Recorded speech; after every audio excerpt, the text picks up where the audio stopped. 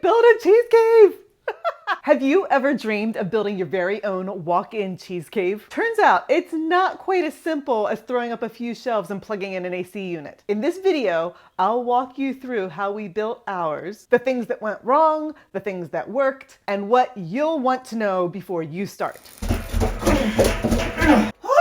So the first question you need to ask yourself is, do I even need a cheese cave? For years, I used whatever I could. Mini fridges, wine coolers, a converted upright freezer, and for the most part, they worked perfectly fine. The truth is, most home cheesemakers won't ever need anything more. However, it is becoming increasingly clear that the term most home cheesemakers doesn't exactly apply to me. I've been making cheese regularly for close to 5 years now. And if anything, I'm getting more serious about it, not less. So it was becoming obvious to us that a dedicated space with precise temperature and humidity controls wouldn't just be nice, it would actually be game-changing. Plus, as this channel has grown from hobby to business, I've realized that the more I can experiment and learn, the more helpful I can be to you. I'm in the middle of creating something to make cheese making more accessible and more approachable. It's still in development, but spaces will be limited. So if you want early access, make sure you get your name on the wait list. The link is below the video. Back to the cave. The second question you have to ask yourself is, what kind of space do you need? If you're thinking of building a cave, get this right from the start so you don't skip key elements or build something that's unnecessarily extravagant. So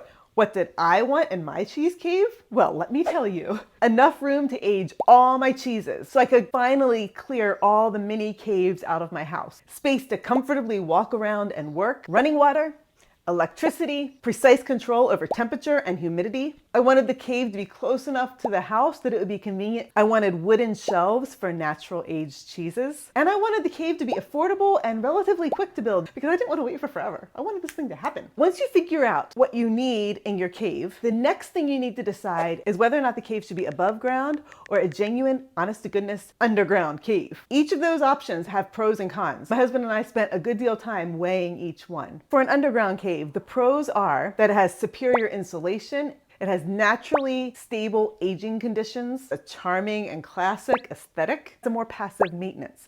But the cons are that it's more expensive to build and it is more labor intensive. And when it's all done, there's still the potential that there'd be issues with the humidity and moisture control. Now, the pros for an above ground cave are that it's more affordable, it's quicker to build, and it's easy to incorporate into an existing structure. The cons are that it takes up valuable space, in our case, the barn, and it requires a more active management of temperature and humidity. In short, an underground cave would have been ideal, but realistically, it was a bigger undertaking than we were up for. So an above ground walk-in cave was the practical choice for us. But the whole thing still felt really risky. There was a very real chance that we would build this cave and it would be a flop. But we never know if we didn't try. The best way to learn if something will work is to do it. Before I get into the specifics of the build, I do need to give you a disclaimer. My husband is a professional builder. This means he already had all the tools, all the expertise, as well as an unusually large stash of materials that he could pull from for this cave. All of this significantly reduced our labor and material costs. I have made a quick cheat sheet. It's free. The link is below this video. So once you've made those decisions, there's only one thing left to do. Just build it. Once we committed to this above ground cave, my husband mapped out a spot in the corner of his barn, his precious barn that I was appropriating. I don't need to be filmed. Just be brave, honey. I'm not brave. And then he and my older daughter framed it in just a few days. It didn't take them that long, working here and there. Give me a heart attack, why don't you? Ta-da! Wow. What do you think? It's huge. It's gonna be so nice. I kept running out to check on the progress, and one time I went out and I just couldn't help but laugh because there he was sitting on an upturned bucket reading one of my cheese books about cheese caves so he could determine whether or not he was correctly building the cave. And in the background, my daughter was just hammering away calmly, like, you know, maybe the cart's getting ahead of the horse, perhaps? However, if you've been following along for any amount of time, you know that that's kind of how I work too. Do it first, figure it out later. It must be just, you know, our way of doing things. Oh, hey! What? Can I get mine right first? Oh, no. Hi! Let me get mine right. So So then next came the wiring. My husband installed electrical lines for the AC unit, the lighting, a switch, and an outlet. And then came the insulation. This part was super important. The whole goal of the cave is to keep the room consistently cool. Plus, there's the added complication due to the sky-high humidity. Too much humidity and the cave turns into a swamp, rotting the build from the inside out. And too little humidity, my cheeses are going to turn into cracked, dry rocks. How did my husband solve this problem? First, he packed rock wool insulation between the 2x6 studs. While this step isn't strictly necessary, he chose the rock wool for 3 key reasons. First, it significantly increases the cave's R value, helping maintain consistent temperatures, especially on the 2 exterior walls that receive direct sun exposure. 2, mice hate rock wool, so using rock wool made it far less likely that mice were going to nest in the walls. And 3, unlike other insulation, rock wool does not retain moisture. Ta-da! My husband then tackled the window, one of the cave's weak points. Because the sun hits that window directly, it tends to heat up inside. Ideally, we might have removed it entirely, but my husband did not want to change the aesthetic on the barn's exterior. Instead, he installed pine siding on the interior and then proceeded to insulate the cave with 2 layers of foam insulation. He attached the first layer of foam insulation to the ceiling using 3-inch roofing nails, and then he repeated the process for the walls. Once that initial layer was in place, he filled every crack and gap with spray foam and sealed all the seams with foil tape.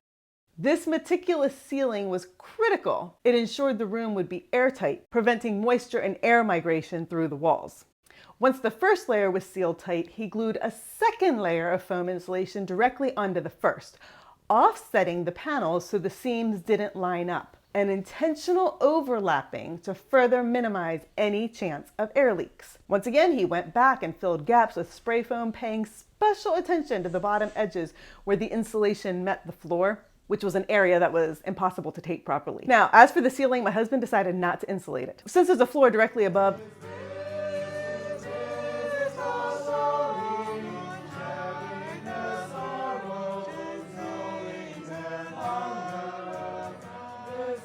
the ceiling does not receive direct heat. Plus, insulating that 12-inch gap could invite mice to nest there. Honestly, he just didn't really want to spend the extra money. If we ever decide the ceiling needs insulation, we can just do that later. He next glued white plastic paneling like what you'd find in dumpy gas station bathrooms, except clean, to the ceiling and then to the walls. Now, he had his doubts about using this water-based adhesive between 2 impermeable surfaces. This is not meant for this. But he decided to go ahead and do it anyway. This is for sticking tiles to the floor. And just pretend But that everything was perfectly fine. it'll either work or it won't. I have to figure something out for the corners. So, the gas station bathroom walls up, he installed the mini split AC unit. So what are you doing? Attaching this to that. What's this and what's that? An air conditioning unit. I probably should read the directions before I proceed.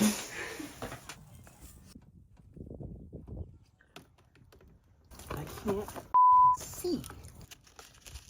Did you get that on tape? Yep. How long have you been standing there? He connected it to a Coolbot controller, which is the thing that was going to be responsible for regulating the cave's temperature. Now, to build the shelving, he used 1-inch galvanized angle iron, which he bought in 21-foot lengths from a steel supplier. Galvanized steel is great because it's less prone to rust, except of course at the welded joints. So after welding the frame together, he spray painted it to protect and finish the metal. So I was at work today and I got a text from my husband with this picture of the cheese cave. Looks like they've gotten a bunch of things done. And I was like, you better would have filmed that. And he's like, well, no, we can reenact. Let me show you what they did today without doing any filming for me. Apparently they put in the shelving. It's a lot of freaking shelving, y'all. There's no way I could fill this many cheeses, nor is there a need for it. I don't know what I'm gonna do. Wait, can you see cheeses on here? You lift these off so that they can be washed. Look how many shelves it is. Holy heck. How's it working? I don't know. Yeah, it's not shutting off. What do you mean? It keeps getting colder? Yeah. Uh-oh. And then, disaster. No. Just turn tell me. off. Just tell me what you No. did. I gotta hear. What happened? It's peeling off the wall. It's not gonna stay, so I have to start over and attach it differently. Well, this stuff isn't drying at all. I used the wrong glue. So once you get it off, is it gonna be better? I'm still working on trying to figure out what to do. Sometimes we make mistakes, so yes we do. You can stop recording every stupid thing I say or do. You have to get new paper?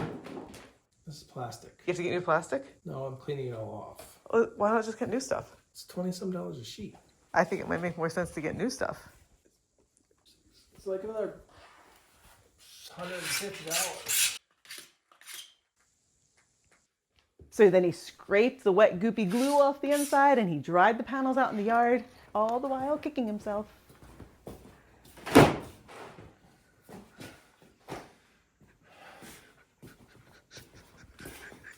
Now the second time around. Did Dad tell you what happened? Yeah. Failure. Failure is what happened. He added the extra step of screwing 1/2-inch OSB panels directly onto the insulation. He could have used plywood instead of OSB, but OSB tends to stay flatter and provides a solid, stable backing, perfect for attaching panels and hanging accessories. So why didn't we do this the first time around? We don't know. We just didn't. Does it feel better to you? I mean, I can glue it on here now. Once the OSB was in place, then he reattached the plastic paneling, this time using the correct glue. I have a different glue. FRP adhesive. And that's better why? It's fiber reinforced plastic. What did you use before? Omni. Dumb shit adhesive. What's this thing up here for? Oh, it's not staying. So now what? Well, I want to dry and see if it stays. If it doesn't stay, then I'll have to reevaluate. Oh dear. How's it working? It's looks like it's doing better. I'll leave it braced. FRP panels instead of the dumpy gas station panels would have also been better, even stiffer and more stable, but they were twice the price, so we didn't bother. One thing to note, you could just put foam insulation panels up and not even use the white plastic panels. But my husband didn't like the look of that, and the insulation panels would be harder to clean than the plastic panels. But if you want to save money, you could do it that way, just so you know. Now, once everything was dry and securely in place, Did it again, Jen. You did it again. he cleaned the walls thoroughly to remove any dirt and all that sticky glue that was left on the walls. He actually attached a Brillo-like pad thing to this polishing tool, which made the whole process a whole lot faster. Now, next up, we had to get water into the cave. To do this, my husband drilled directly through the concrete floor, continuing down about 30 inches into the ground.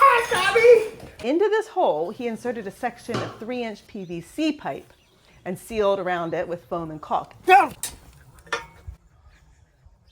This video's gonna have a theme. And then from the outside, he dug beneath the barn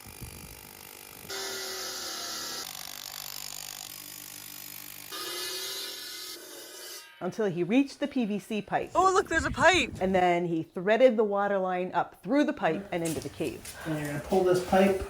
Pull it in. Okay. That's it. Did it come up? Ta-da! Once that was done, then he caulked up the seams to ensure that it was airtight and moisture resistant. But this time around, he skipped the painter's tape totally because it wasn't necessary and because at this point, he no longer cared. First time I did this, I did it with tape and tried to make it all neat.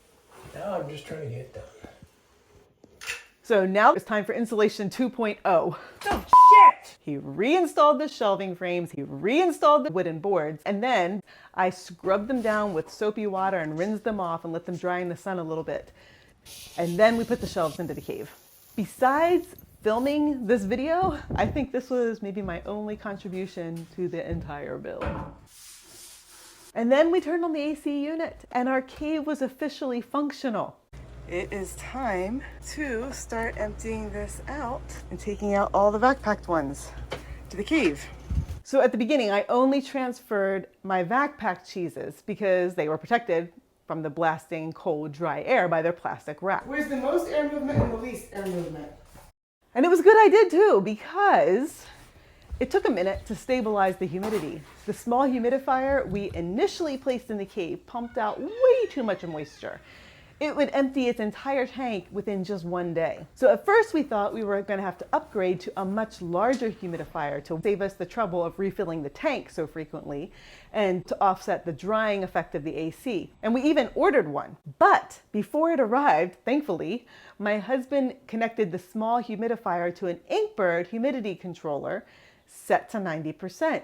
And this simple tweak worked magic. There was no more moisture overload, and we only needed to refill the tank, even though it was so small, only about once a week. All right, y'all, it is time to take out some of these cheeses of the cave. Once the humidity levels seemed fairly stable, I moved my natural rind cheeses into the cave, and they did just fine. This is the Parmesan that is 2 years old. Lady Zella, and it's like 11 months old right now. This is the Cafelli, or the cheddar, and it's like a year old almost. So this one was all crumbly and powdery. I'll show you the plate that it was on. It's almost like it has mites, but I don't think it does. I think that's just like the bee linens on it coming off. It turns out that the high humidity keeps the cheeses from drying, and actually, since the cave is closed up most of the time and it's airtight, the AC unit doesn't really run or blow air all that much. So far there's been no cracking, no slimy rinds, and just perfectly stabilized cheeses quietly aging away. Yes. My husband had originally planned to mount a small hand sink back in the corner, but once we realized how thick the mold was going to be, we decided that a stainless steel sink would be a much smarter choice. So I ordered a freestanding stainless steel sink and faucet from Webstaurant. Ooh la la! Wow, how's it going? Well, I didn't start out with sink right level.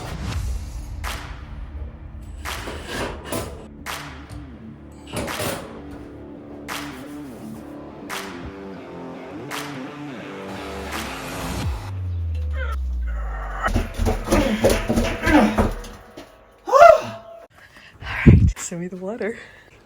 Well, let's see if I hooked everything up.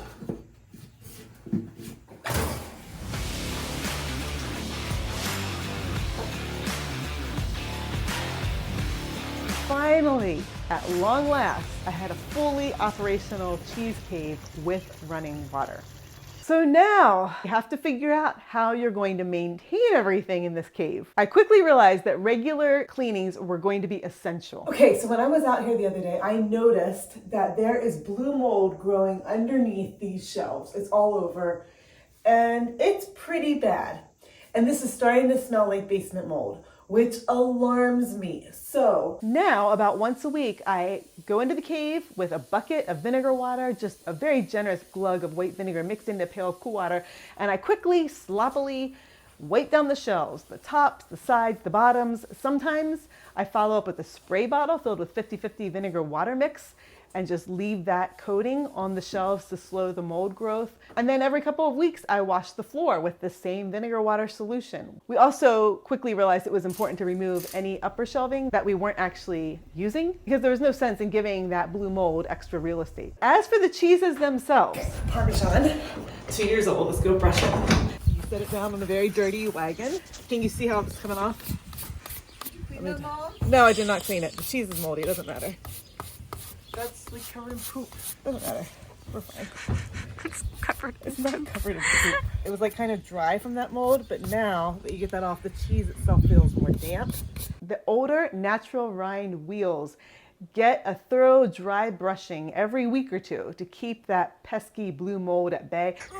And I always do this brushing outside to avoid spreading the mold spores around the cave. Now, since we have built the cave, I have been steadily and slowly adding new cheeses like Romano and Gruyere, Fat Cow, Tête de Moi. Because my cheeses rest directly on the wooden boards, the younger wheels need to be flipped daily at first to keep them from sticking. The vacuum packed cheeses that are out there, I don't do a regular flipping. I kind of just let them exist. And then, especially for the new cheeses that are natural rind, every other day or so, I wash the rind with a light salt brine to keep the surfaces clean and moist, and wait until the rind is fully established before I let them go and just kind of do their own thing. Even now, the cheese cave isn't totally finished. Some seams still remain open and they're starting to mold. And my husband needs to seal off the doorway frame with another piece of plastic sheeting. I also want him to shorten a couple of the shelves back in my work area because it's pretty tight back in that corner. And I would just love to have a little bit more elbow room so I'm not constantly knocking myself against the shelves. On the bright side, the Coolbot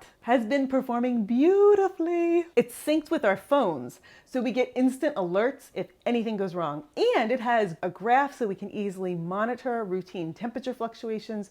Right now, the cave temperature is set to a steady 50 degrees Fahrenheit, it will alert us if it drops below about 43, I think, and if it goes above 57. And the humidity is holding steady at 90%. So here's what we're keeping an eye on moving forward. Mold loves anything organic. I'm particularly curious whether specific cheese molds like Penicillium roquefort 40 or the white molds like Geotrichum candidum will spread from cheese to cheese within the cave. Also, we're wondering how the high humidity will affect the AC unit. Will it rust? Will moisture damage the electronics? Even though my husband says the cave is mouse proof, I'm skeptical. I keep my eyes open for little mouse turds all the time. From what I have read, cheese mites can be a real nuisance in cheese caves. I'm a little nervous to see if this is something that we're going to have to deal with. And I'm interested to see whether or not the wooden shelving will give a flavor to the cheeses. I've already aged a Havarti on it and the rind was delicious. It was something we could eat, but that was a quick aging cheese. So the longer ones might be different. Now, if you're thinking of building your own cheese cave, here are a few practical things to consider before you start. It took us about 8 months to build this cave. My husband was squeezing the construction into the gaps around his full-time job. But if you have dedicated time, you could realistically build something similar in just a week or two. Now, when you're considering getting a humidifier, many of the modern digital humidifiers require you to reset it every time they lose power, and you do not want to have to do that. Look for a simple knob-controlled humidifier that turns itself back on after a power outage. To test this, just unplug the humidifier while it's running and then plug it back in. If it resumes operation without you having to reset it manually, then you're good to go. Also, if you use hard water, you're going to be spewing minerals all over your cheese cave and coating everything with a fine white mineral dust, and you don't want that. Use distilled or softened water. About the wood shelving, you want to choose a local rot-resistant wood. It has to be natural wood with no preservatives and not pressure treated. And you do not want to seal the shelves. Ideally, we would have used oak. It is more local and it is less aromatic. But oak was significantly more expensive. White pine would have been another local option, but it's softer and more susceptible to rot. So